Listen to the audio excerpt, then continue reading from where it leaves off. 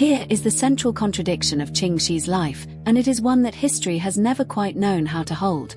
She built the most powerful pirate fleet the world has ever seen, larger than most national navies, more disciplined than most professional armies, more feared than any maritime force operating in Asian waters during the 19th century, and she did it starting from nothing. Not from inherited title. Not from stolen wealth. Not from the backing of a state or the blessing of a dynasty.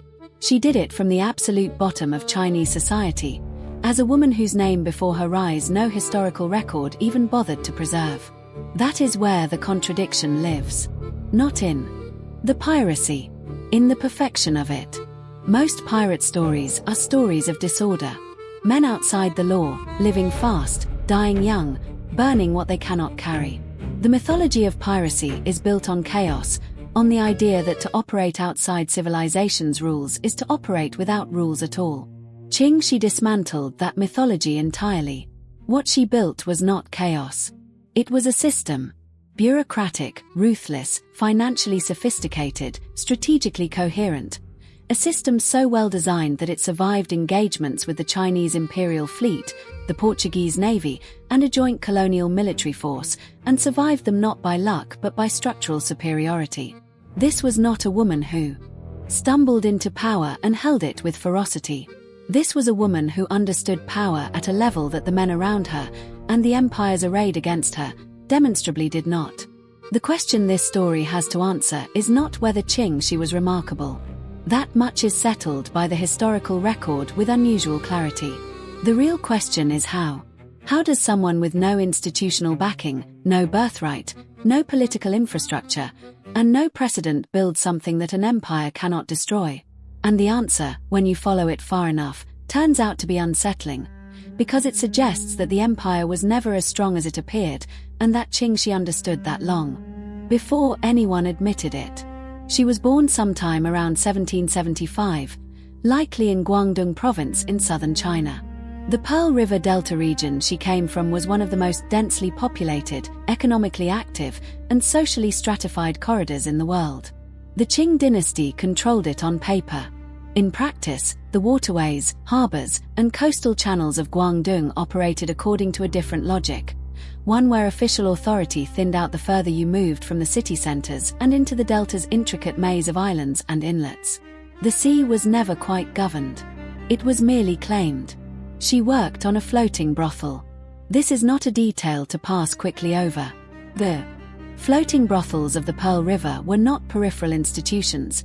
They were woven into the commercial and social fabric of Guangdong's maritime world. Sailors, merchants, soldiers, and officials all moved through them. A woman who worked there did not exist in isolation from the world. She was embedded in the information networks of the harbor, surrounded daily by the men who moved goods, commanded vessels, carried messages, and operated debts. She learned how the waterways functioned, who owed whom, what cargo moved on which routes, which officials could be bought and which could not. She was studying a system from inside it, long before she had any power to act on what she knew. Her entrance into the pirate world came through marriage. In 1801, she married Jing Yi, the commander of a significant pirate confederation operating off the Guangdong coast. The marriage has sometimes been framed as a transaction, a stroke of fortune, a woman lifted from poverty by proximity to a powerful man. That framing does not survive contact with the actual history. By the accounts that exist, she negotiated the terms of the marriage herself, and those terms included shared command of Zheng Yi's fleet. She was not marrying into power.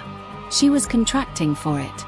What followed over the next 6 years was the construction of something that had never existed before in Chinese maritime history, a unified pirate confederation operating under a single command structure across the entire South China Sea coastline. Zheng Yi had connections and reputation. Ching Shih brought organizational discipline and strategic vision. Together they merged rival factions, absorbed smaller gangs, and built the fleet outward from its Guangdong base until it commanded the approaches to Canton, disrupted the trade routes that fed the Pearl River economy, and made the coastal waters of southern China effectively ungovernable by any outside authority. By 1807, the Red Flag Fleet, their confederation's dominant force, numbered roughly 1,800 vessels and somewhere between 80,000 and 100,000 fighters. That figure requires a moment of stillness. The British Royal Navy at the height of its Napoleonic-era power operated roughly 1,000 ships. The Red Flag Fleet was larger. It was not a gang. It was a maritime state. Then Zheng Yi died, struck by a typhoon in November 1807. And here is where the contradiction sharpens into something almost unbearable. Because what most commanders would lose in that moment, cohesion, loyalty, momentum, legitimacy, Ching Shih did not lose. She had already made herself too necessary to lose. The question is how she managed that. And the answer requires understanding what she had quietly been building inside the fleet that no one outside it fully saw. That structure, and what she did with it, is where this story truly begins. The death of Zheng Yi should have been the end. That is not dramatic framing, it is the historical baseline. Every major pirate confederation that operated in Chinese waters before Ching Shih had followed the same arc. A strong commander dies, rival lieutenants fight for the inheritance, the coalition fractures, and the empire quietly reasserts control over the pieces. The Qing court had watched this pattern repeat enough times that they had practically built it into their coastal strategy. Wait for the leader to fall. The rest will dissolve on its own. What they had not accounted for was a successor who had been governing the fleet in practice for years before she held the title in name.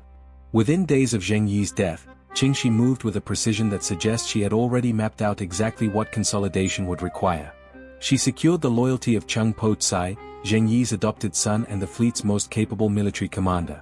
The nature of their alliance has been described in various historical accounts with varying degrees of sensationalism, but what matters strategically is this: Cheng Po-tsai commanded the fighters, and Ching Shih commanded everything else: the finances, the laws, the supply lines, the diplomatic relationships with coastal villages, and the broader architecture of authority that made the fleet function as something more than an armed mob. She did not simply inherit the Red Flag Fleet. She restructured it around herself. The instrument she used to do that was the code.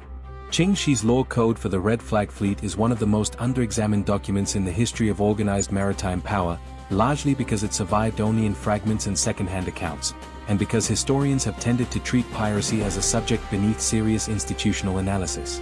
That is their mistake. The code was not a list of punishments. It was a constitution, a functioning legal framework that defined the relationship between the fleet's leadership and its tens of thousands of fighters with a clarity and consistency that most land-based governments of the period could not match. The regulations covered everything. Fighters who disobeyed direct orders in combat faced execution. Those who deserted during engagement faced having their ears cut off, displayed publicly, then being returned to the fleet for a second chance, a graduated punishment system designed to maintain force cohesion rather than simply eliminate violators. All captured goods were required to be reported and turned over to a collective accounting system before any individual distribution occurred. Every vessel kept records. Every haul was logged. Captains who concealed captured goods faced death. The system was not voluntary compliance. It was audited.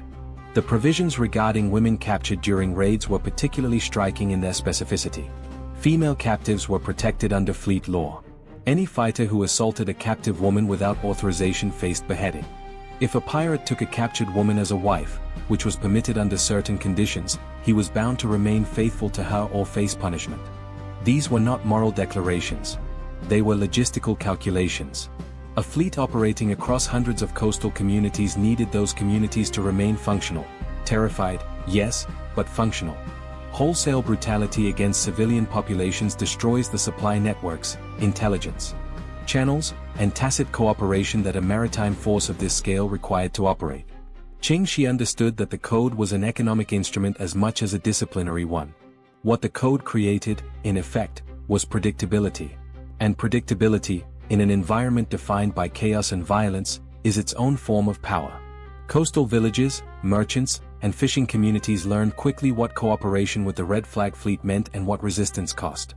The fleet operated an elaborate tribute and protection system across the Guangdong coastline, extending eventually into the river deltas and inland waterways. Communities that paid were left in functional peace. Communities that sheltered imperial informants or attempted to resist were made into examples with calculated visibility. The terror was not random. It was administered. By 1808, the fleet had grown beyond even the scale of its founding years.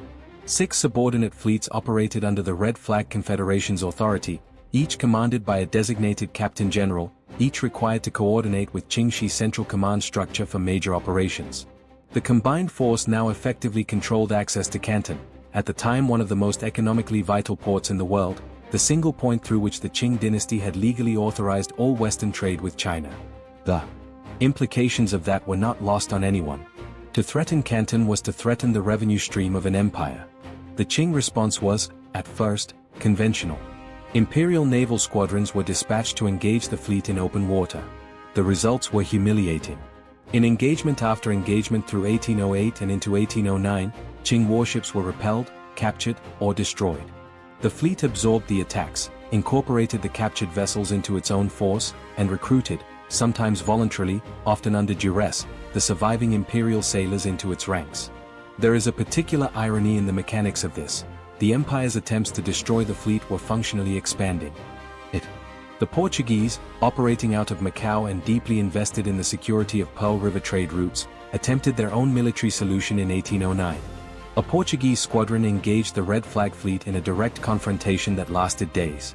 The Portuguese, operating some of the most capable warships in the region, withdrew having accomplished nothing permanent. The fleet had not simply repelled the attack, it had demonstrated that no single colonial naval force, operating alone, could suppress it. That realization, reached simultaneously in Beijing, Macau, and the European trading houses of Canton, changed the nature of the conflict. What came next was not another military campaign. It was the beginning of a coordinated effort involving 3 distinct powers, all of whom had arrived at the same conclusion through different routes, that Ching Shih could not be defeated by force in any conventional sense. The question they were now wrestling with was whether she could be outmaneuvered politically instead. She had already considered that question. Her answer was already in motion. By the autumn of 1809, 3 empires were coordinating against one woman, and none of them were winning. The joint operation that took shape across the final months of that year represented an unprecedented alignment of competing interests. The Qing Dynasty, which regarded the Portuguese as commercial irritants and the Western trading houses as necessary evils, found itself in the position of requesting their military assistance. The Portuguese, who had spent decades carefully managing their relationship with Qing authority to protect Macau's trading privileges, agreed, not out of loyalty but out of the cold recognition that a Pearl River delta controlled by the Red Flag fleet was a Pearl River delta in which no European commerce was safe. The East India Company's interests aligned with both. The strategic logic was simple. The execution was not. The combined fleet that assembled to challenge Ching Shih in the autumn of 1809 was substantial by any measure. Imperial war junks numbering in the hundreds, Portuguese warships carrying heavy cannon, and additional vessels supplied or financed through colonial commercial interests converged on the Pearl River approaches with the intention of forcing a decisive engagement. The Qing commander overseeing the operation, a naval official named Kui Lang, had been specifically selected for the assignment and given resources that dwarfed anything previously committed to the campaign. The message from Beijing was unambiguous. This would be resolved. What followed is recorded in enough independent accounts, Chinese, Portuguese, and British, that the shape of it is not seriously in dispute. Ching Shih did not attempt to meet the combined fleet in the kind of open water engagement her enemies were prepared for. She understood the geometry of the Pearl River Delta with a precision that no outside naval commander could match, and she used it. The Red Flag fleet withdrew into the labyrinthine network of channels, inlets, and island clusters that characterized the inner delta, terrain where heavy warships with deep drafts and fixed cannon angles lost most of their tactical advantages, and where the shallow-drafted, highly maneuverable vessels of the Confederation could operate with a fluency that came from years of intimate familiarity with every sandbar, current, and tidal shift in those waters. The combined force pursued. It was a mistake they would not recover from quickly. Imperial junks ran aground. Portuguese vessels found themselves unable to bring guns to bear in channels too narrow for proper maneuvering. Coordinating between 3 different command structures, operating under different languages and different tactical doctrines, proved exactly as difficult as it sounds. The Red Flag fleet attacked at points of its own choosing, disengaged before coordinated responses could form, and used the delta's geography as a force multiplier in a way that was less military genius than deep institutional knowledge. The accumulated understanding of thousands of fighters who had lived and operated in those waters for years. Kui Lang's campaign stalled. Then it began to reverse. By early 1810, portions of the combined fleet had been damaged, several imperial vessels had been captured, and the Qing court faced the compounding humiliation of having committed its most serious military effort yet and produced its most visible failure yet. The Portuguese quietly reassessed their exposure. The trading houses sent concerned dispatches to their home offices. And inside the imperial bureaucracy in Beijing, a different kind of conversation was beginning.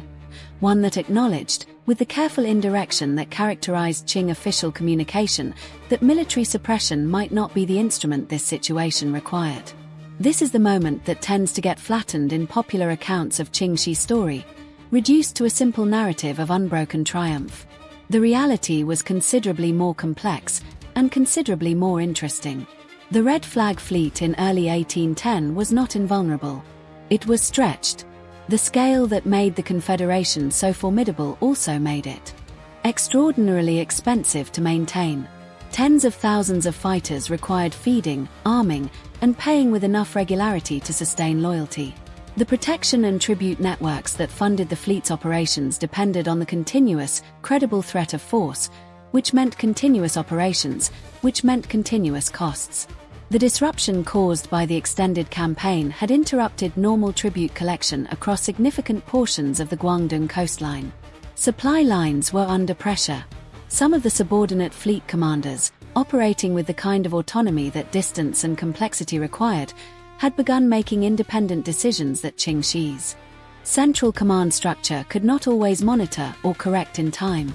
There were internal fractures forming along lines that the external pressure had accelerated but not created. Chung Po-tsai, whose military role made him the Confederation's most visible operational commander, had developed his own relationships with subordinate captains, his own reputation, his own sphere of loyalty that was adjacent to Ching Shih's authority without being entirely subordinate to it. This was not yet a crisis, but it was a structure with the potential to become one, and Ching Shih was too precise an analyst of power not to see it. What is remarkable about the decision she made at this juncture is that it confounds the conventional categories entirely. She did not fight until she was broken. She did not flee. She did not die gloriously in a final engagement. She negotiated. In the spring of 1810, through intermediaries connected to the Qing administrative apparatus in Guangdong, Ching Shih opened discussions with Zhong Bao, the provincial governor-general responsible for the region. The terms she sought were not surrender in any meaningful sense of the word. They were transformation. She wanted amnesty for her fighters, the absorption of a significant portion of the Red Flag Fleet into the imperial naval structure under her command, the retention of the wealth accumulated during the Confederation's operation, and formal recognition of her status within the resulting arrangement. She was not asking the empire to forgive her. She was presenting it with a transaction it could not reasonably refuse. The Qing court accepted. The formal settlement reached in April 1810 granted amnesty to roughly 17,000 fighters, incorporated a substantial number of red flag vessels into imperial service, and permitted Ching Shih to retain her accumulated fortune. Chung Po-tsai received a formal military commission and later rose to a significant naval command position.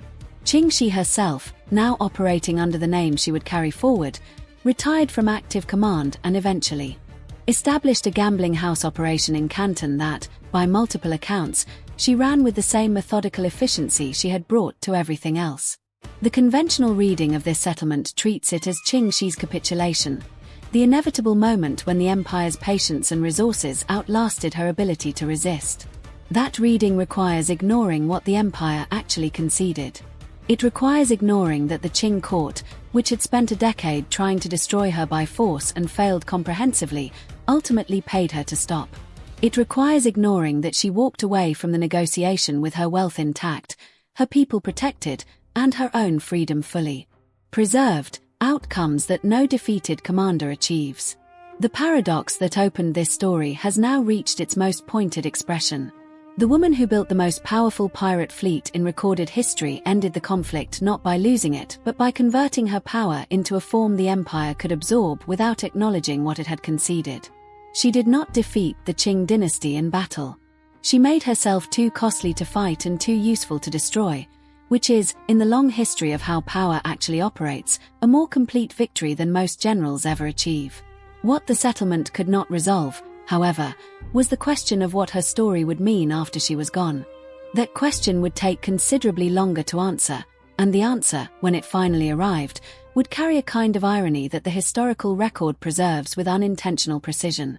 She lived for another 24 years after the settlement. That fact alone disrupts the narrative grammar that history usually applies to figures of her kind. The story the world knows how to tell about people who rise from nothing to command empires is a story that ends in fire, betrayal, execution, exile, a final battle where the protagonist's greatness is confirmed by the scale of their destruction. It is a satisfying structure precisely because it resolves the tension that extraordinary power creates. The powerful fall, order is restored, and the lesson feels clean. Ching Shih refused that ending with the same deliberateness she had brought to everything else. She folded her power into a different shape, walked through a door that she had negotiated open herself, and continued living, methodically, profitably, on her own terms, until she died of natural causes in 1844 at approximately 60 years of age. The gambling house she operated in Canton after the settlement was not a retreat into obscurity. It was a continuation of the same fundamental activity that had defined her entire adult life: the management of money, information, loyalty, and risk within a system that officially disapproved of her existence. The Pearl River Delta's commercial underworld was not a simpler environment than the one she had navigated as commander of the Red Flag Fleet. It was merely a different register of the same complexity. She moved through it with the fluency of someone who had never operated anywhere else. Historical accounts of her post-settlement life are sparse, which is itself a form of evidence. A woman who had commanded 100,000 fighters and humiliated 3 naval powers across a decade of sustained conflict managed, in her later years, to become genuinely unremarkable in the administrative record. That is not decline. That is expertise at a different kind of invisibility, the same capacity for operating beneath official notice that had served her during the years when the empire was hunting her, now deployed in the service of a quiet and prosperous old age. What she left behind was not a dynasty, not a territory, not an institution that survived her. The Red Flag Fleet dissolved into the Qing naval structure and then into the general entropy that was already consuming the dynasty from within. Chung Po-tsai served his imperial commission and died in 1822. The tributary networks and protection systems that had governed the South China Sea coastline for a decade were absorbed, disrupted, or replaced by other arrangements. The specific machine she had built did not outlast her active management of it, which was entirely predictable. It had been built around her judgment, and her judgment was not transferable. But the story survived. And the survival of the story is where the final layer of the paradox becomes visible. Ching Shih entered the Western historical record largely through a single source, the account of a Dutch sailor named Richard Glasspool, an officer of the East India Company who was captured by the Red Flag Fleet in 1809 and held for several months before being ransomed. Glasspool's account, published after his return to England, introduced European readers to the existence of a pirate confederation of staggering scale operating in Chinese waters, and to the woman who commanded it. His descriptions were not hagiographic. They were the observations of a man who had been a prisoner and whose frame of reference was shaped entirely by his own cultural assumptions. And yet even filtered through that lens, the scale and discipline of what he described was impossible to minimize. The Chinese historical record treated her differently. Qing Dynasty documents reference the settlement and its terms in the bureaucratic language of administrative resolution: a problem managed, a threat neutralized, the empire's patience rewarded. The framing was institutional, impersonal, and carefully constructed to obscure the degree to which the settlement had been dictated by her terms rather than theirs. Official history has always known how to absorb inconvenient victories by renaming them something else. The deeper irony is this: the very qualities that made Ching Shih so formidable, her refusal to be defined by the categories available to her, her capacity to build systems rather than simply accumulate followers, her understanding that power is most durable when it is least visible, are the same qualities that made her difficult for history to hold on to. The stories that survive across centuries tend to be stories of spectacle: great battles, dramatic deaths, ruins that can be photographed. Ching Shih gave history almost none of that. She gave it a negotiated exit, a gambling house in Canton, and a death from natural causes. History, which prefers its extraordinary figures to be consumed by their own extraordinariness, has never quite known what to do with someone who simply won and then went home.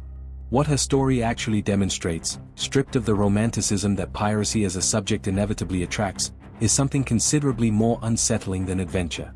It is a demonstration of what becomes possible when someone understands the difference between the formal structure of power and its actual operational reality. The Qing Dynasty in 1800 looked, from the outside, like a functioning imperial system with legitimate authority over the South China Sea coastline. Ching Shih looked, from the outside, like a woman with no standing, no resources, and no institutional basis for any kind of authority at all. She understood, and the subsequent decade proved, that neither of those appearances was accurate. The empire's authority over the waterways was nominal, maintained through the credible threat of force rather than genuine administrative presence, dependent on a naval capacity that turned out to be far more limited than its official projection suggested, and structured around assumptions about who could and could not challenge it that she was uniquely positioned to disprove. The gap between how the Qing system presented itself and how it actually functioned was the space she built her fleet inside. She did not attack the empire's strength. She operated in the geography of its pretensions. This is why the story matters beyond its immediate drama. The rise of the Red Flag Fleet was not an anomaly produced by one exceptional individual operating in a vacuum.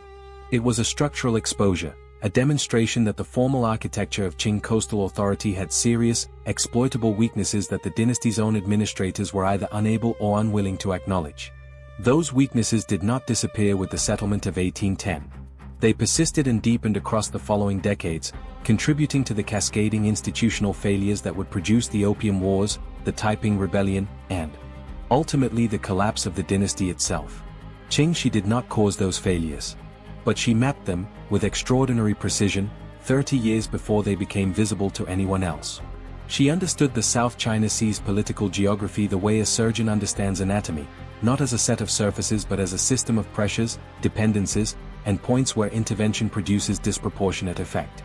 That understanding was the real instrument of her power, more than the fleet's numbers, more than the code's discipline, more than the tactical brilliance of any individual engagement. She knew where the empire was hollow before the empire knew it. There is a final detail worth holding. When the terms of the 1810 settlement were formally recorded in Qing administrative documents, Qing Shih was referred to by the title she had carried throughout her command, the widow of Zheng Yi. The dynasty's paperwork, even in the act of documenting its own concessions to her, defined her entirely through her relationship to a man who had been dead for 3 years. It is a small thing and a large thing simultaneously. It is the historical record doing what it has always done to women who operated outside the space assigned to them, absorbing their actions while refusing their agency, recording the outcome while erasing the author. She had anticipated this too, in her way. She did not need the empire's documents to tell the truth about her. The fleet had spoken. The decade had spoken. The terms of the settlement, whatever language dressed them in, spoke for themselves. Qing Shih died in 1844. The dynasty she had outmaneuvered survived her by 6 to 7 years. It did not survive gracefully. She had seen the hollowness first.